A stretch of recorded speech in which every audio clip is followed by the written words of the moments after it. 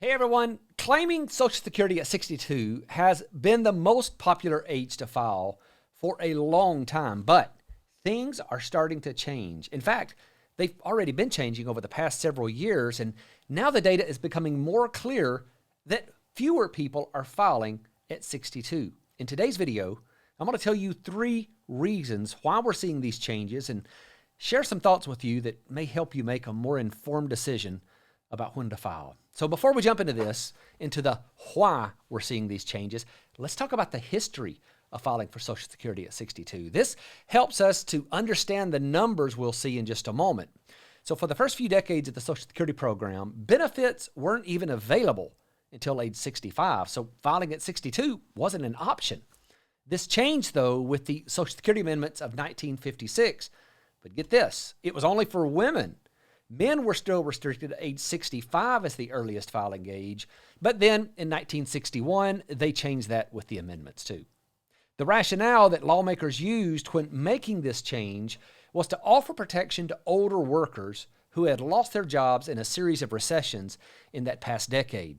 In a summary of the 1961 legislation, the Commissioner of Social Security said, "The older American who cannot get a job continues to exist in good times as well as bad, and the Social Security program should be flexible enough to take account of this problem. They should have a degree of protection if they find themselves unable to get work because of conditions beyond their control when they are nearing retirement age, even though they have not yet reached age 65. Now, since those 2 amendments were passed, you can see how the number of people filing at 62 has increased drastically. By 1985, more than 50% of all benefits were claimed at the earliest age possible, 62. And this percentage stayed in that range until about 2001, and then we started seeing this drop. And in 2021, this was right at the 25% mark. So why are we seeing this massive drop in the number of people who are claiming benefits at 62? Well, I think there are 3 reasons. First is the response to full retirement age changes. A big part of the 1983 Social Security amendments was the gradual phase-in of the increase to the full retirement age. This certainly matters because the reductions for filing early are calculated on a monthly basis. So with 62 being the earliest date of eligibility, which hasn't changed, the number of months between age 62 and full retirement age started growing. And as that gap started growing, so did the percentage reduction for filing early. For example, if your full retirement age was 65, the reduction for filing early at 62 was about 20%. But if your full retirement age was 66, the reduction for filing early was 25%.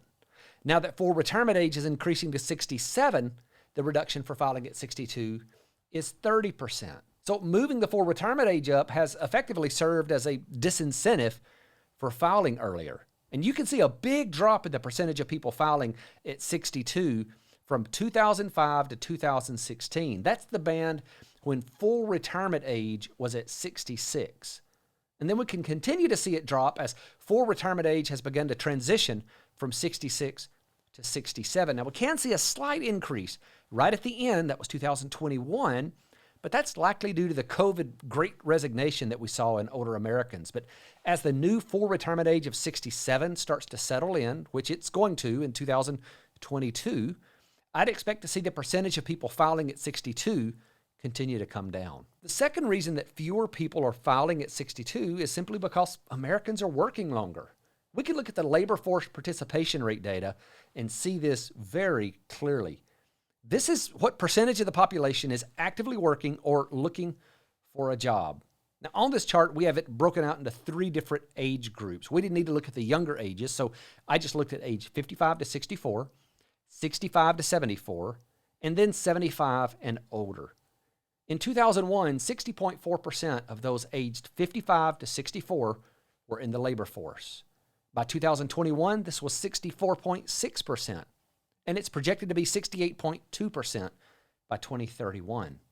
In the 65 to 74 age group, we had a big increase. In 2001, only 19.7% of that age group was in the labor force, and by 2021, this was at 25.8%.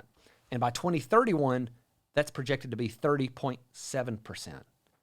And then we have the 75 and older group, which has also seen a big increase. In 2001, only 5.2% of that age group was working. And by 2031, this is projected to be more than double that at 11.1%. So people are working longer, and there are a few reasons for this. Part of the reason for this shift is that we've seen pension plans go away and be replaced by defined contribution plans like the 401k.